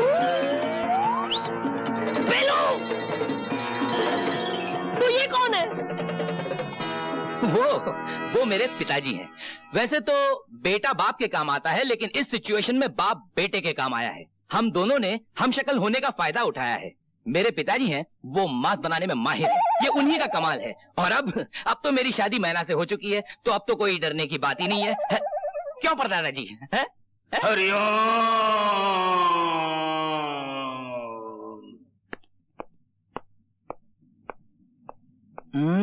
मत छुओ मुझे। क्या हो गया तुम्हें बिजली? ये मुन्नी बाई कौन है जिसके पास तुम लाल जोड़ा लेकर गए थे? वो मुन्नी बाई जिसका तुम जिक्र कर रही हो, वहां मैं गया जरूर था, लेकिन अपनी मर्जी से नहीं, मजबूरी से। अपनी अय्याशी को मजबूरी का नाम ना दो। ये क्यों नहीं कहते कि तुम्हारा दिल मुझसे भर गया था, इसलिए तुम मुन्नी बाई के पास गए थे? ये झूठ है बिजली। मैंने प्यार किया तो सिर्फ तुमसे किया है। मेरी जिंदगी के हर पन्ने पर तुम्हारा नाम लिखा है। मैं जाता रहा हूं बिजली, धर्म की रस्सी से बंधा वहां जाता रहा हूं। एक बड़े घर की औरत जिसे मैं मां कहता हूं, उस मां का अपना बेटा मुन्नी बाई के प्यार में होशो हवास खो बैठा था। उसे बाजार से घर लाने के लिए मुझे मुन्नी बाई से प्यार का नाटक करना पड़ा। मैं ये कैसे मान लूं कि जो तुमने उसके साथ किया वो नाटक था, और जो मेरे साथ कर रहे हो वो नाटक नहीं है?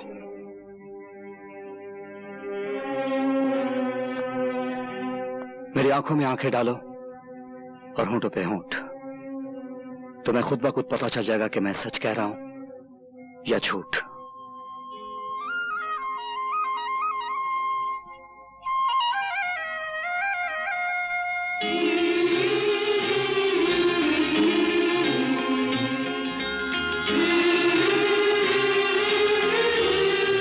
वो झूठ था, ये सच है।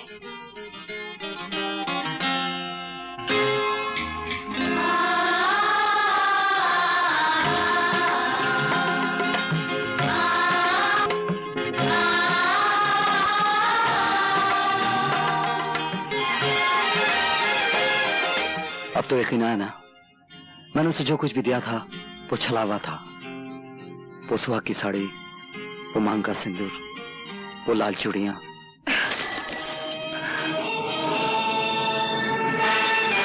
ये लो अपनी लाल चूड़ियां और पहना दो उस छिनाल को जिसे तुम अपने गले लगा रहे हो। दुनिया के तमाम जानवर अपने बच्चों की परवरिश अपने दूध से करते हैं, सिर्फ नागिन अपने पिल्लों को अपने जहर से पालती है। और फिर मैं तो वो नागिन हूँ जिसने सदियों से और नस्लों से सिर्फ जहर ही पिया है।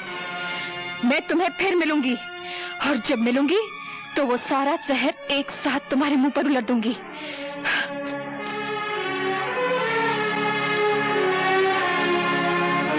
शक्ति सिंह, तुम और यहाँ? हाँ शक्ति सिंह, तुम हमेशा चल के मेरे पास आया करते थे, लेकिन आज मैं खुद तुम्हारे पास आई हूँ।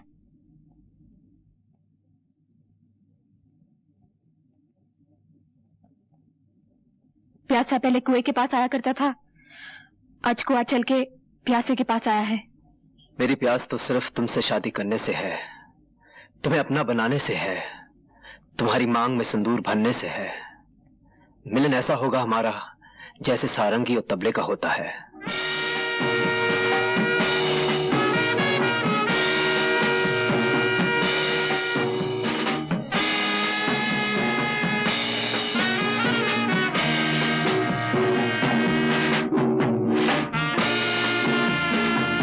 ये मिलन जरूर होगा शक्ति सिंह। मैं अपना हुस्न, अपनी जवानी, जो कुछ भी मेरे पास है, सब कुछ तुम्हारे कदमों में रख दूंगी। लेकिन इससे पहले तुम्हें मेरे लिए एक छोटा सा काम करना होगा। तुम काम बोलो मुन्नी बाई, तुम्हारे मुंह से जो बात निकलेगी पूरी की जाएगी। मैं चाहती हूँ एक बार, सिर्फ एक बार रवि को मेरे सामने खड़ा कर दो। उसके हाथ और उसके पांव पर इख्तियार तुम्हारे होंगे, लेकिन इसके जान पर हक सिर्फ मेरा होगा, सिर्फ मेरा। समझ लो मुन्नी बाई, तुम्हें तुम्हारा हक मिल गया।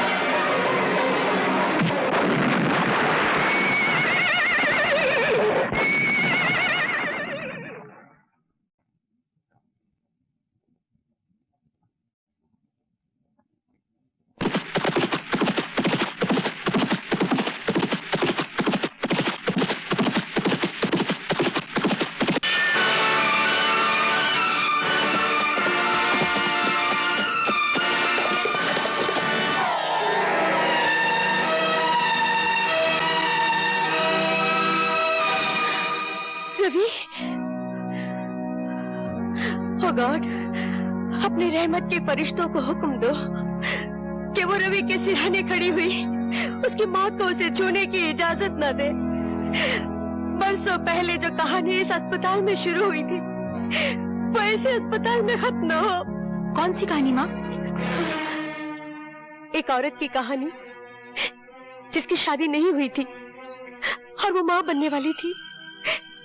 एक बच्चे की कहानी जिसे उसने जन्म दिया और उसे कह दिया गया कि उसका बेटा मरा हुआ पैदा हुआ है।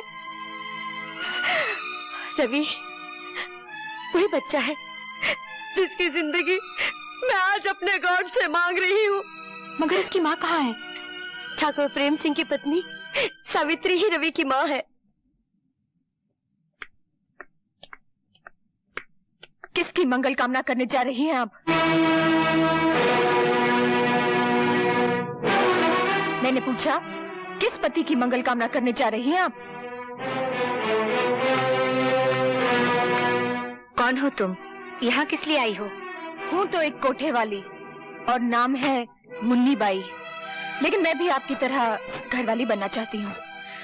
इसीलिए आज करवा चौथ के दिन आपके दरवाजे पर 2 चुटकियां सिंदूर की मांगने आई हूँ।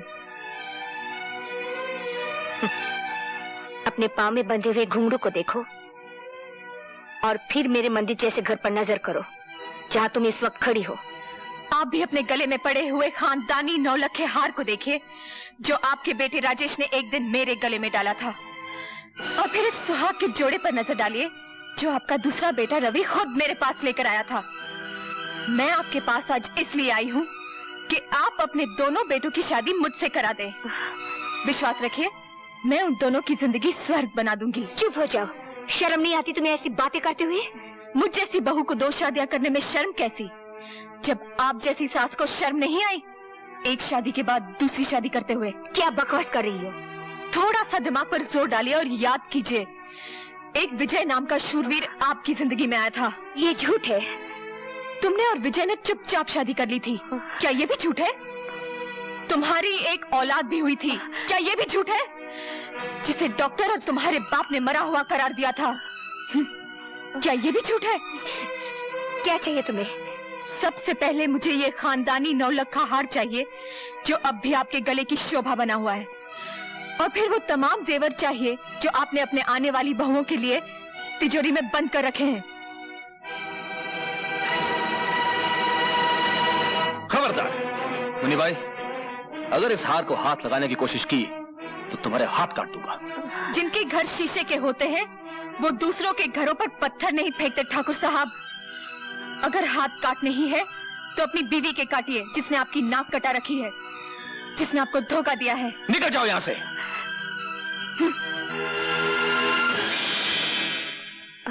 अब मैं तुमसे पूछता हूँ सावित्री, जो कुछ इसने कहा क्या वो सच है? इतना बड़ा सच छुपाया तुमने मुझसे, अपने पति से, जिसे तुम परमेश्वर मानती थी? मैं पूछता इतना खूबसूरत धोखा क्यों किया तुमने मेरे साथ? क्यों किया? आखिर क्यों? वक्त से बढ़कर धोखेबाज और कोई नहीं होता। जो सच्चाई कड़वी हो उसे छुपाना कोई पाप नहीं है। जो सच्चाई बोलने से घर में आग लग जाए उसे ना बोलना ही ठीक है। मरते वक्त मेरे पिताजी ने मुझसे ये वचन लिया था, पर आज जब आप सब कुछ जान गए हैं तो और एक सच्चाई भी जान लीजिए। मेरे स्वर्गीय पति की संतान रवि है।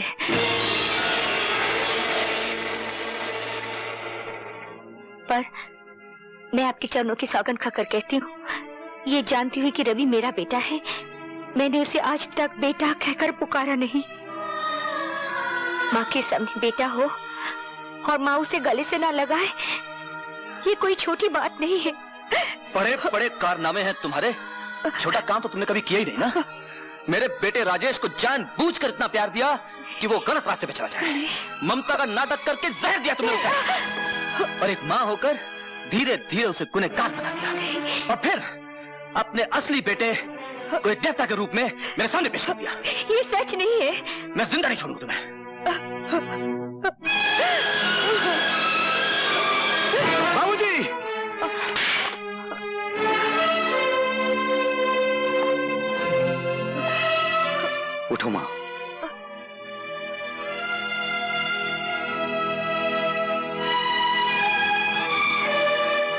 भगवान की निगाहों के सामने कोई गिरा हुआ नहीं होता। बाबूजी, पहाड़ से फेंका हुआ आदमी शायद बच जाए, लेकिन नजरों से गिरा हुआ आदमी कभी नहीं बचता। और आज आप मेरी नजरों से गिर गए। रवि, मैं इतना ऊंचा नहीं सुनता कि गिरे हुए आदमी की बात ना सुन सकूं। मेरी माँ कितनी महान है, आपकी मर्यादा रखने के लिए इसने कितना बड़ा त्याग किया है। कोई माँ अपने बच्चे से दूर नहीं रह सकती, लेकिन मेरी माँ ने वो करके दिखाया है कि सारी नारी जाति को गर्व होना चाहिए। नीच कमीने मेरे ही टुकड़ों पर पलता और मुझसे ज़बान लड़ाता है। अगर तूने जलील औरत की हिफाजत करनी बाबूजी, अभी तक इस हाथ ने आपको बचाने की कोशिश की है, क्योंकि वो मेरा परम धर्म था। लेकिन मां पर अगर किसी ने हाथ उठाया तो यह हाथ मां के बेटे का फौलादी हाथ बन जाएगा, और मां की हिफाजत करना मेरा परम धर्म होगा। चलो मां। नहीं रवि, मैं इन्हें छोड़कर कहीं नहीं जाऊंगी। मैं इस घर में डोली में बैठ कर आई थी, अब तो इस घर से मेरी मिट्टी उठेगी। मेरे लिए तुम मिट्टी ही हो, जब चाह उठ जाओ। सुना मां, लेकिन मेरे रहते हुए उन लोगों की मिट्टी उठेगी जो तुम्हारी मिट्टी खराब करना चाहते हैं। चलो।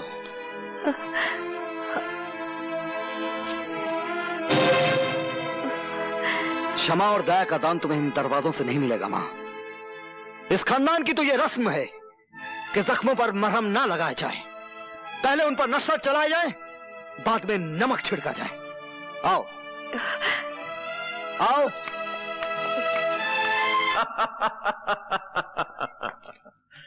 शाबाश मुन्नी भाई, शाबाश। बरसों के बाद आज वो दिन आ गया है बेटे, जिसका हमें इंतजार था। लोहे की वो दीवार चकनाचूर हो गई है जो आज तक प्रेम सिंह को मुझसे बचाती रही। आज हम सबको अपना अपना हिसाब चुकता करना है।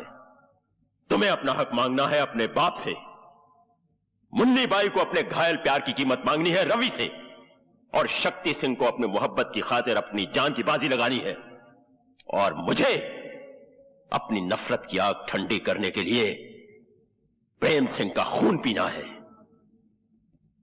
और राजेश, आओ मेरे साथ, हम दोनों की मंजिल एक है। और तुम शक्ति सिंह मेरे साथ आओ। अगर तुमने रवि का किस्सा तमाम कर दिया तो मेरे तमाम इनकार तुम्हारे सामने हथियार डाल देंगे।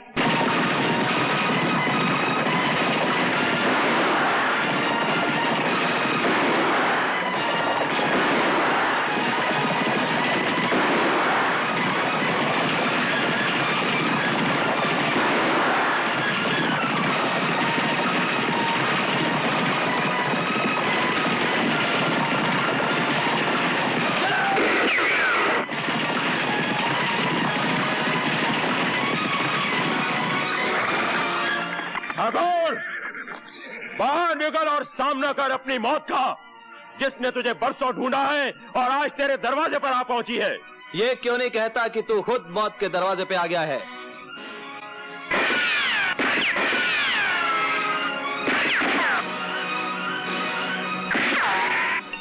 राजेश, हवेली के अंदर से सिर्फ एक बंदूक आग उगल रही है। तुम हवेली के चप्पे चप्पे से वाकिफ हो, हवेली का खुफिया रास्ता बताओ। रवि, आज फिर किसी जगह जुल्म की आंधी उठी होगी, किसी सुहागन का सिंदूर खतरे में पड़ गया होगा। बेटा, तू जल्दी जा, जल्दी जा।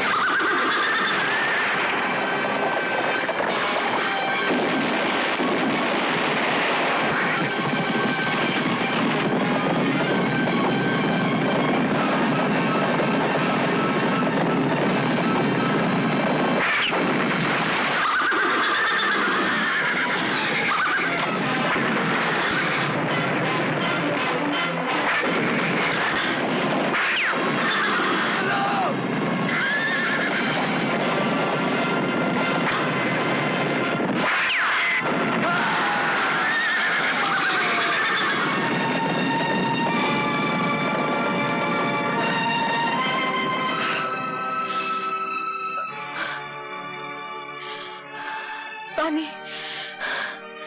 पानी, पानी।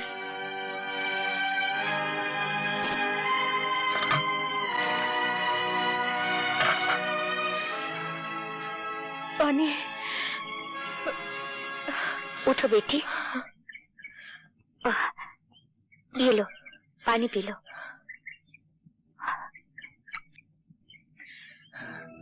आपने मुझे बेटी कहा? और क्या कहती बेटी? लोगों ने मुझे सैकड़ों नामों से पुकारा है। किसी ने वैश्या कहा, रंडी कहा और कोठे वाली कहा है, लेकिन आज तक इतने प्यार से किसी ने मुझे बेटी नहीं कहा। बेटी, लोगों ने हमें ये सब नाम दिए हैं और इन लोगों ने हमें पत्नी भी कहा, बीवी भी बनाया, बहन भी बनाया।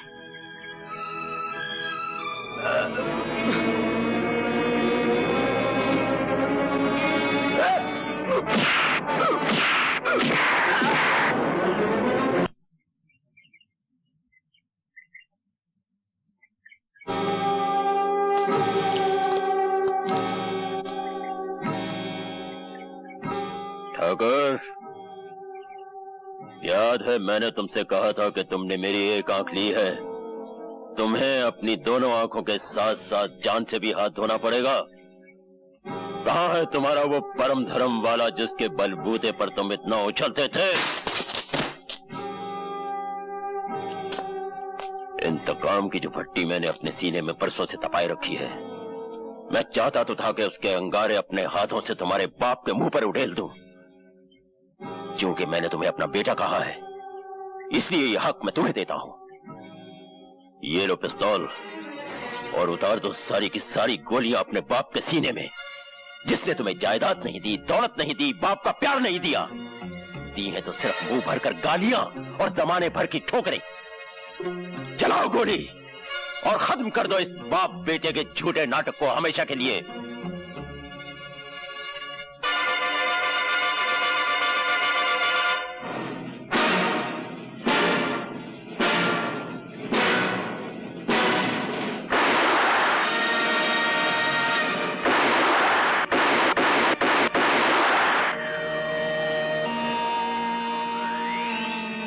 तुम्हारे हाथ क्यों कांप गए?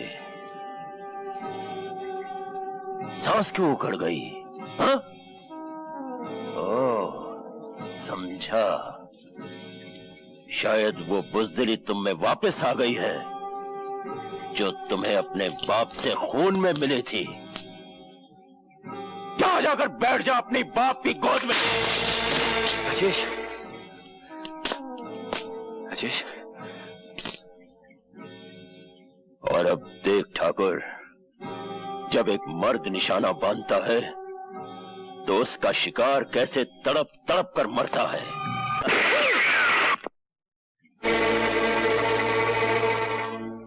एक आंख के अंधे, अपने दोनों कानों से सुन, यह तेरी तीसरी और आखिरी गलती है। अब की बार मैं तुझे माफ नहीं करूंगा। अपने कुत्तों से कह दे अपने बंदूकें फेंक दे, वरना एक गोली तेरे सीने में उतार दूंगा। बंदूकें फेंक दो।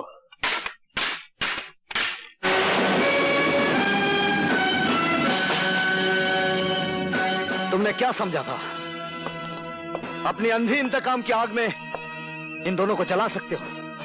इसमें से एक को मैंने भाई माना है और दूसरे को पिता का दर्जा दिया है। अबे ओ 2 नंबर के बेटे, तू ये कैसे भूल गया कि इसने तेरी मां को धक्के मारकर घर से बाहर निकाला था और इसी ने कहा था कि तू इसका नहीं, किसी राहगीर का तोहफा है। मैं एक बहादुर बाप की यादगार हूं जिसने अपनी जान दे दी सुहागनों को बचाते हुए। ये मेरे पिता ना से ही, लेकिन मेरे मां के सुहाग हैं और उनके सुहाग को बचाना मेरा परम धर्म है।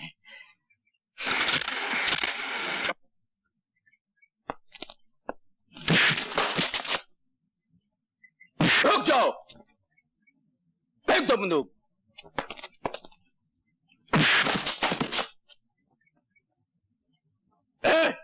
बांध दो इन हरामखोरों को। मैं तुम्हें मामूली मौत नहीं मारूंगा, मैं तुम्हें जिंदा जला के मारूंगा।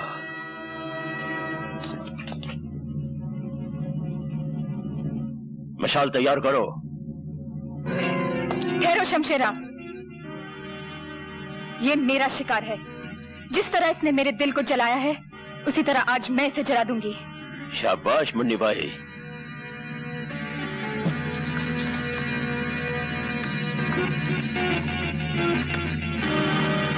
रवि, जला दे जलाने वाले को।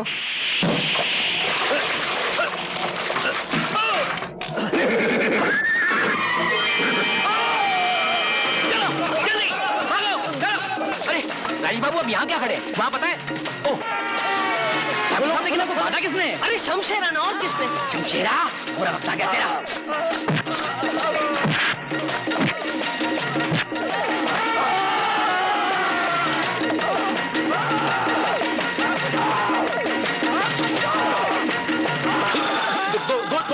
दोने मारने का, एक आदमी को दोने मारने का। मेरे को मारेगा? नहीं, तेरे को साथ में लेके साथ में लेके जाएगा तेरी। अबे छोड़। ए डकुआ, औरत पे हाथ उठाता है? अरे हिम्मत है तो मुझसे लड़। ये अरे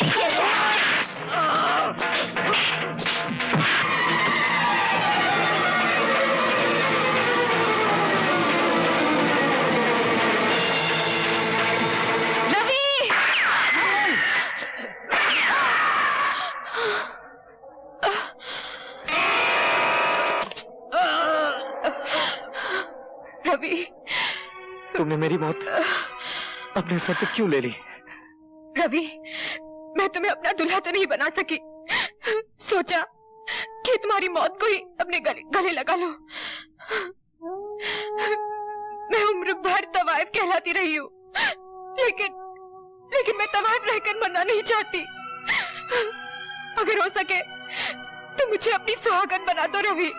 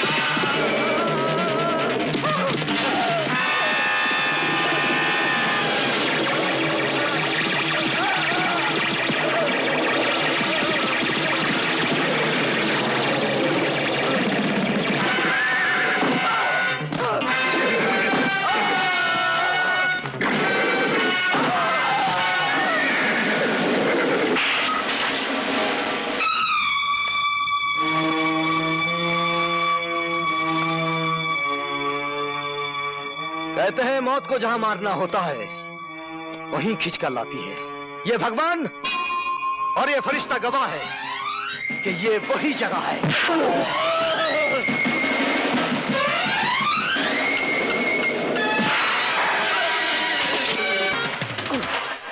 वही दिन है।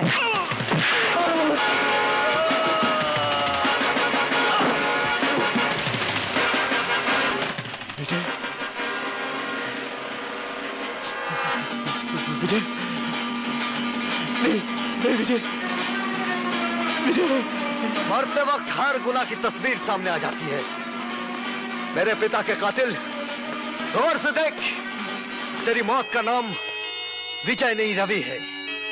फर्क सिर्फ इतना है कि मेरे पिता की आत्मा मुझ में समा गई है तेरा नाश करने के लिए।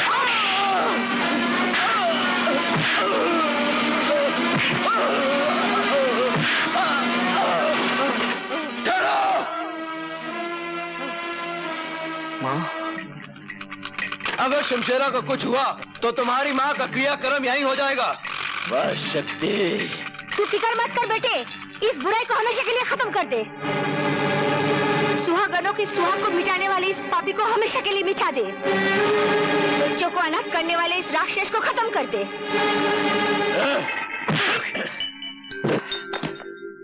तूने ठीक ही कहा था हरामी की औलाद, ये वही जगह है। वही वक्त है और वही माहौल।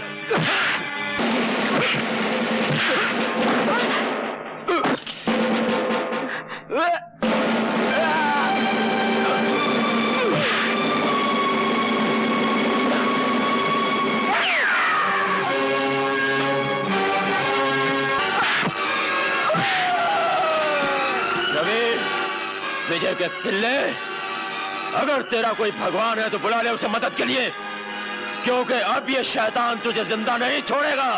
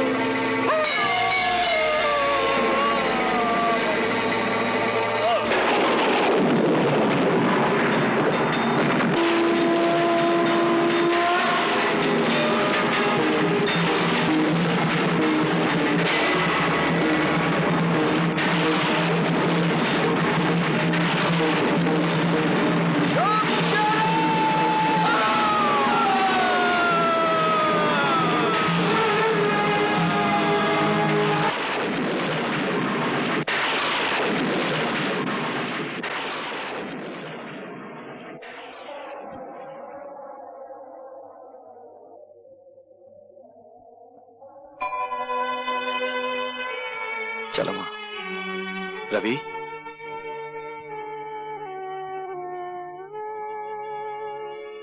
अपने पिता को छोड़ के जा रहे हो?